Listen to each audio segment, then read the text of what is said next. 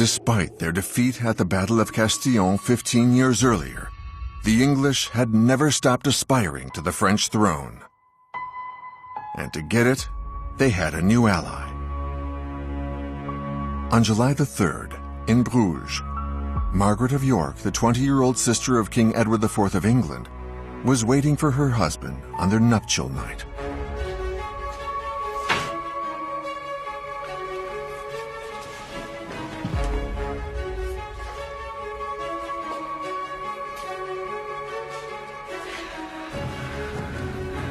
You're my most beautiful jewel, madam. That very morning, during a lavish celebration through the Flemish town, she had said yes to Charles the Bold. But the young bride knew that her brutal husband did not really love her. She was merely the object of a pact between England and Burgundy to overthrow their common enemy, Louis XI.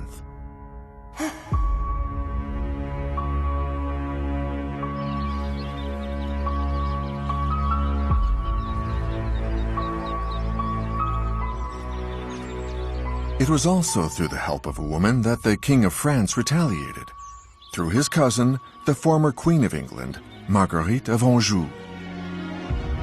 And so he revived what came to be called the War of the Roses. In those days in England, two branches of the royal family claimed the throne. On one side, the House of Lancaster, whose symbol was a red rose. On the other, the House of York, with a white rose. Since 1422, Henry VI of Lancaster was King of England, but suffering from schizophrenia, he had to yield the regency to his wife, Queen Marguerite of Anjou, Louis XI's cousin. Edward of York took advantage of the king's weakness and seized power by force. In 1461, he proclaimed himself Edward IV of England and had the Lancastrian king locked up in the sinister Tower of London.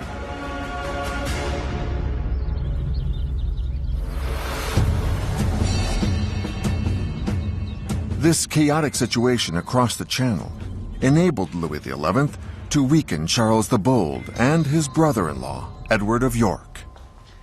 Sire. Madam. He offered his cousin Marguerite of Anjou an army to take back the throne of England from Edward of York. Sire. Come, madam.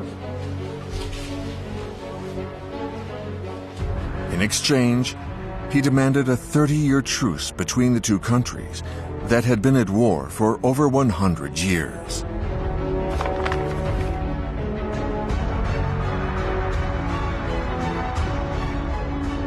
The former Queen of England accepted. She signed a treaty promising the English crown to Lancaster.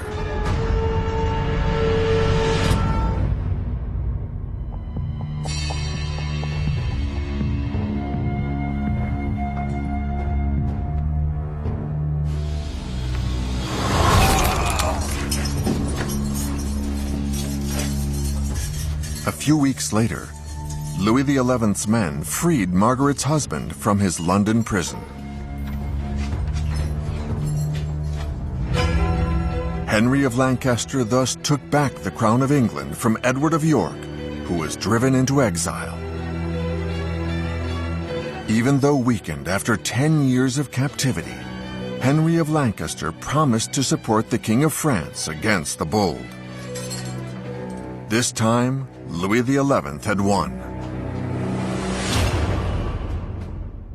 Backed by his new political and military strength, Louis XI decided to attack the Bold. In 1471, the Royal Army of France deployed its forces in Picardy, while another unit entered Burgundy through the Dauphiné. Louis XI wrote, "I hope this is the end of the Burgundians." But his optimism was to be sorely tested. The news Louis XI received from England was very bad indeed. 6 months after being overthrown, Edward IV had recaptured the English throne. The White Rose of York was once again flying over Westminster.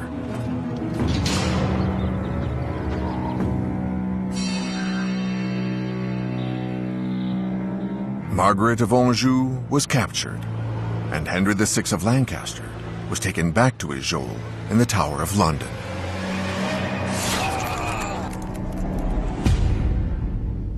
There, he was stabbed on Edward of York's orders.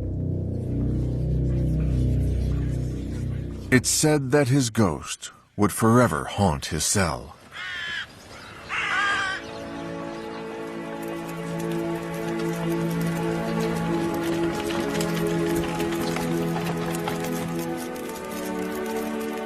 France had just lost an ally, and then the kingdom was once again infected by the Black Plague.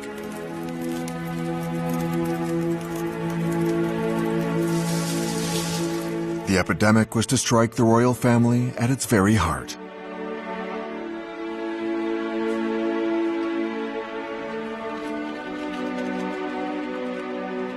Francois, one of Louis XI's young sons, fell victim.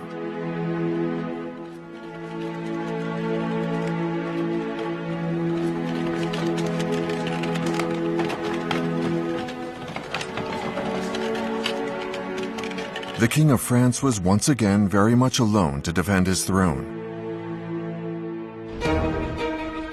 especially since his enemies had recovered their strength.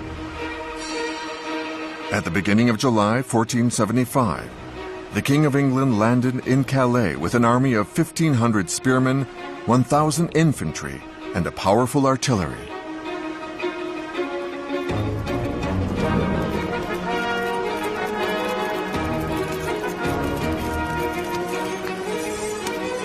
Edward of York and his men were to have joined up with the Bold to revive the 100 Years' War and take the throne of France.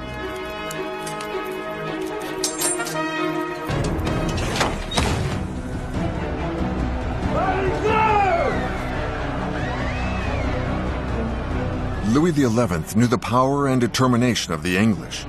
To stop their advance, he sent his soldiers to burn the harvests and destroy villages in the north of the kingdom.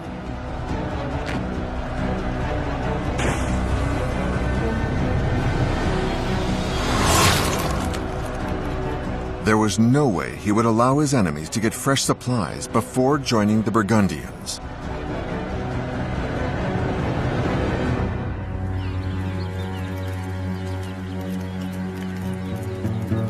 The furious King of England was stuck in Calais.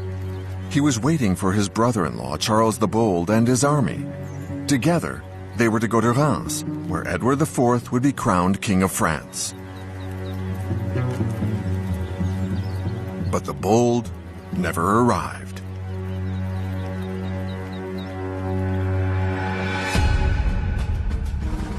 Instead of joining Edward, he decided to embark on a military campaign in Germany, where he hoped to assume the crown of the Germanic Holy Roman Empire.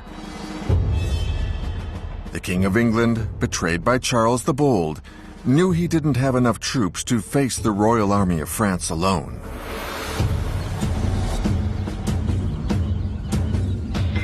So he demands talks with Louis XI. The meeting took place at the Château de Picquigny, north of the city of Amiens.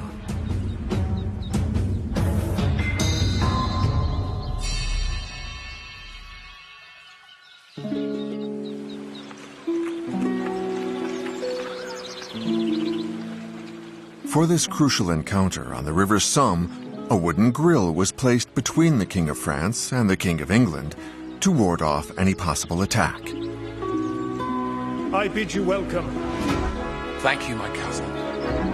After a few polite words on August the 29th, 1475, the two sovereigns exchanged a kiss of peace. A peace for which Louis XI was expecting to pay a high price. Come, my friend, have a drink. Go on, drink up. Toast the treaty. We fought well. The two monarchs and their armies then feasted together for 3 days.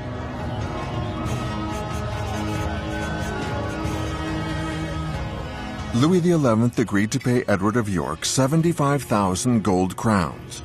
He also promised an annuity of 50,000 gold crowns if Edward stopped attacking France and gave up his claims to the French crown.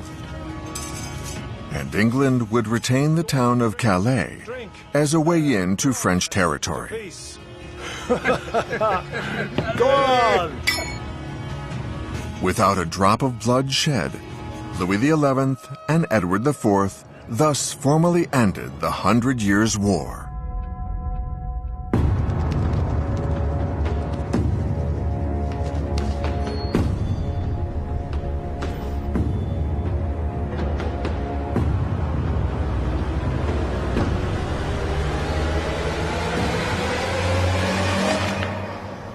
This is betrayal.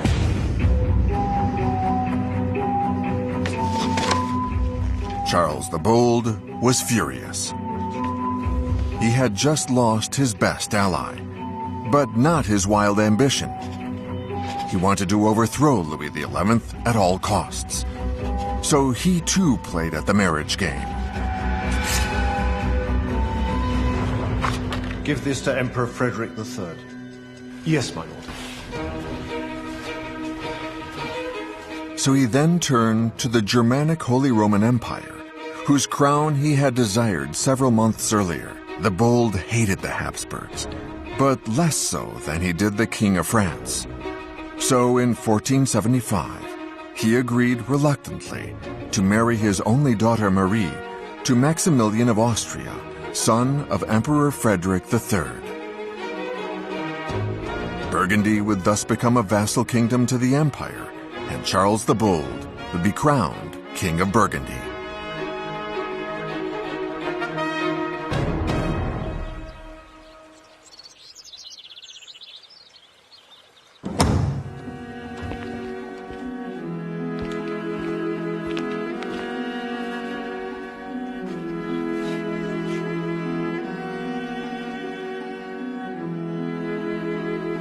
Thank you. This was the first step in his quest for greatness. A year later, the betrothal of Mary of Burgundy and Maximilian of Austria was made official. While waiting for the marriage, as a pledge, Maximilian wrote a letter to his fiancée and sent her a ring.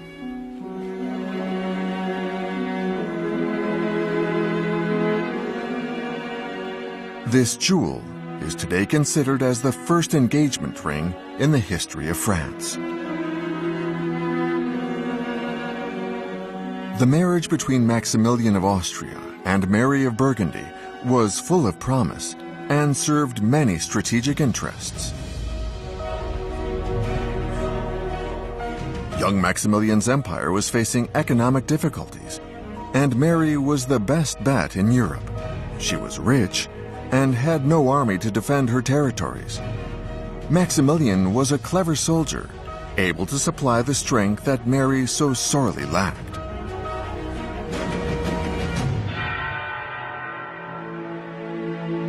Their union was a perfect match.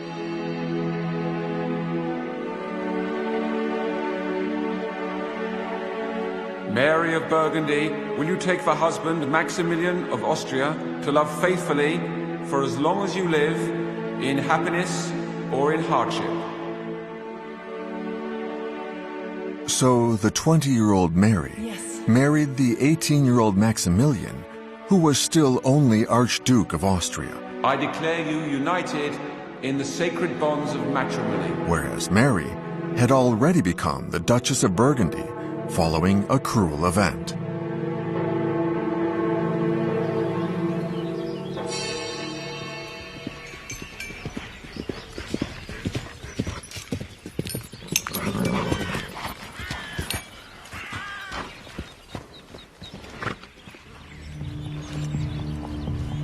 Seven months before her marriage, a page of the House of Burgundy made a grisly discovery near Nancy.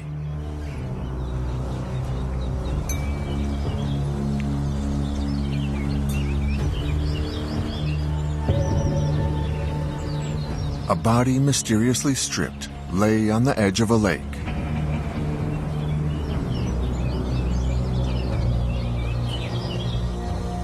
The page immediately recognized the scar on the corpse's neck. It was Charles the Bold, who had been wounded in the throat at the Battle of Montlhéry 12 years earlier. Had the Duke succumbed to the wounds he had received while trying to take Nancy? Or had he been murdered? Even today, the mystery has never been solved.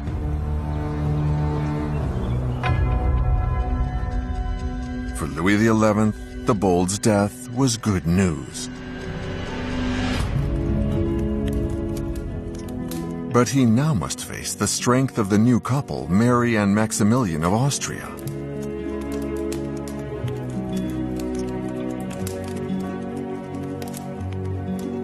They were both deeply in love.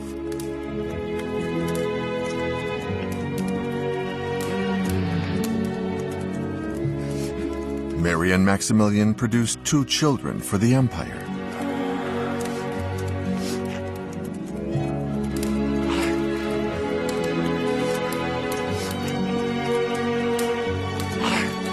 This successful marriage personified what the Habsburg house knew how to do just as well as the King of France: consolidate its power through wealthy marriages.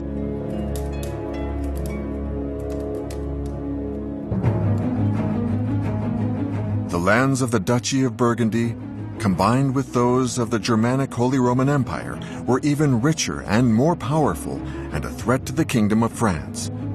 So Louis XI decided to conquer them by force.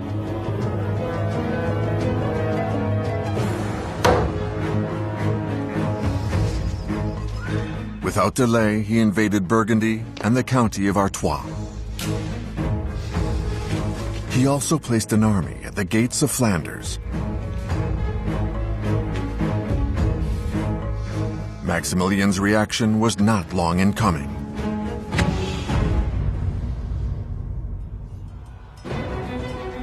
For 2 years, from 1478 to 1480, French and Austrians fought. Louis XI tried to conquer the Netherlands, but Maximilian of Austria defended his wife's land. Until a tragedy made him lose Burgundy.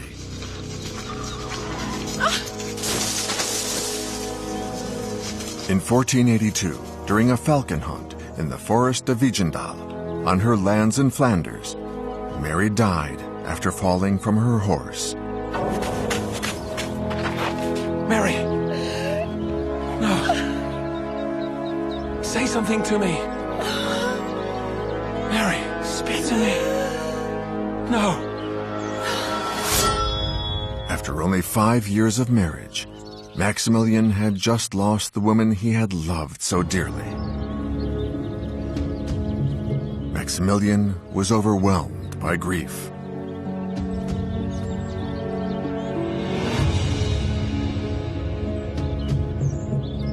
Mary's death also weakened him politically. The lands of Burgundy no longer belonged to him. Mary had passed them on to their young children.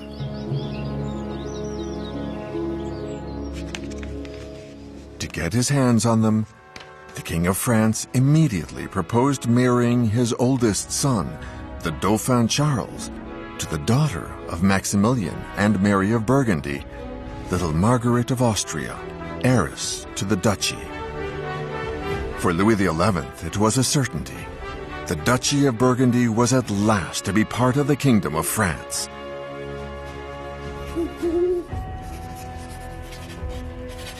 But Maximilian would not hear of this marriage.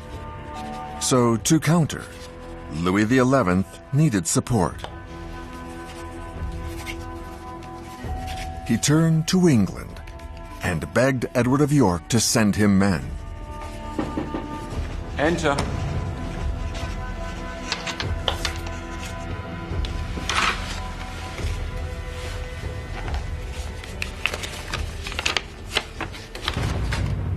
But the King of England refused. He had not forgotten the Treaty of Picquigny, and he was loath to give up the yearly pension Louis had paid him for the last 7 years in exchange for peace. Damned Englishman. He's going to make me lose Burgundy. the King of France's carefully woven web was closing in around Maximilian.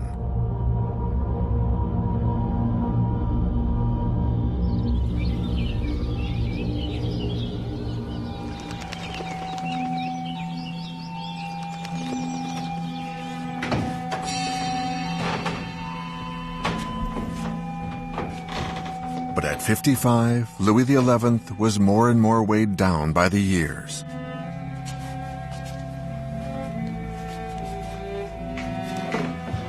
He was regularly subject to brutal bouts of fever, complained of painful attacks of gout, and suffered from a skin disease related to shingles.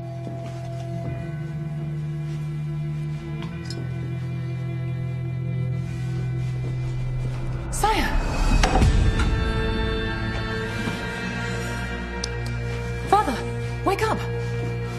Wake up! Father! Father! Wake up!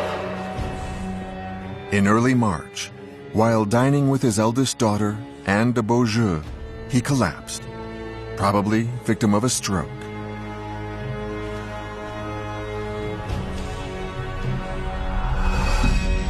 Father!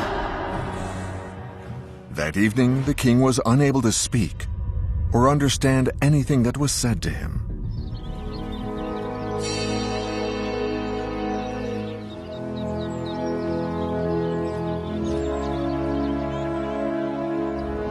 Three years later, at Amboise, after his strength had slowly returned, he visited his 12-year-old son, the Dauphin Charles, future Charles VIII.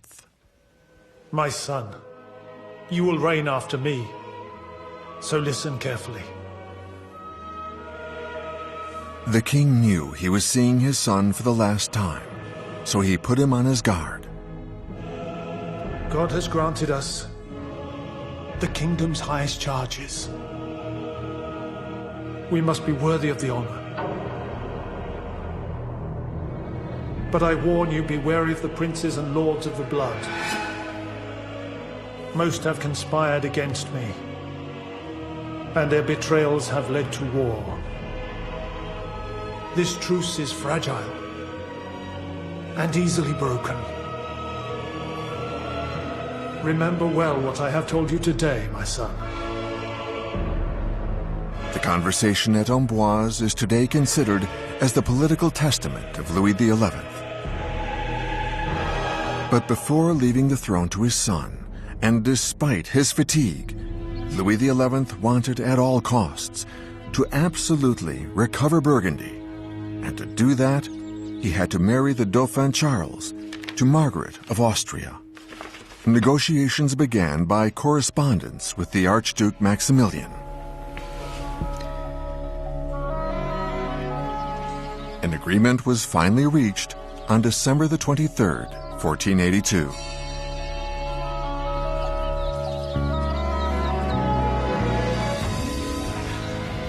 France and the Germanic Holy Roman Empire would finally share the legacy of Charles the Bold's daughter.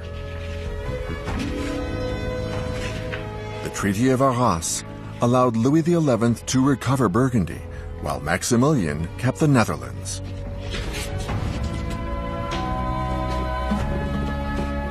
The agreement was sealed by the engagement of the Dauphin Charles with the child Margaret of Austria. Once and for all, Louis XI had won the game.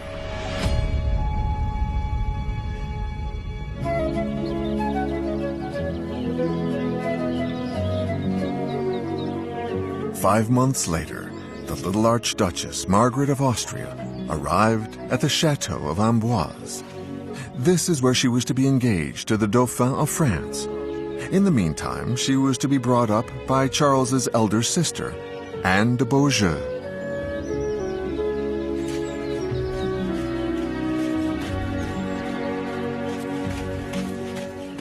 Louis XI was never to meet the granddaughter of the Bold.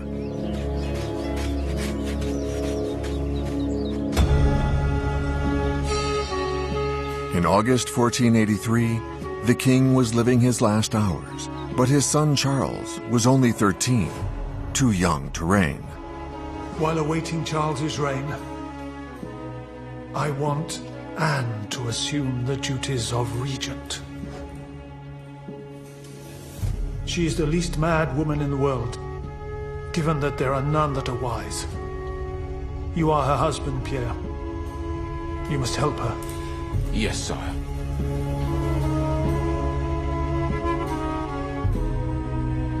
Anne de Beaujeu firmly held the reins of the realm for 8 years, until Charles VIII came of age.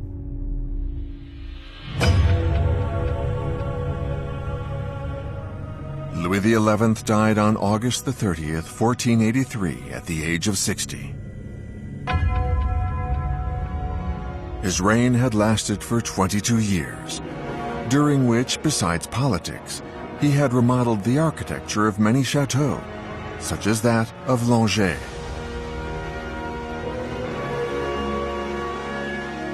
For a long time throughout history, Louis XI was an unloved king. And yet, he had restored the public finances, the borders, and the prestige of the realm after 100 years of war and chaos. Louis XI had fulfilled his dream, making France the greatest power in Europe.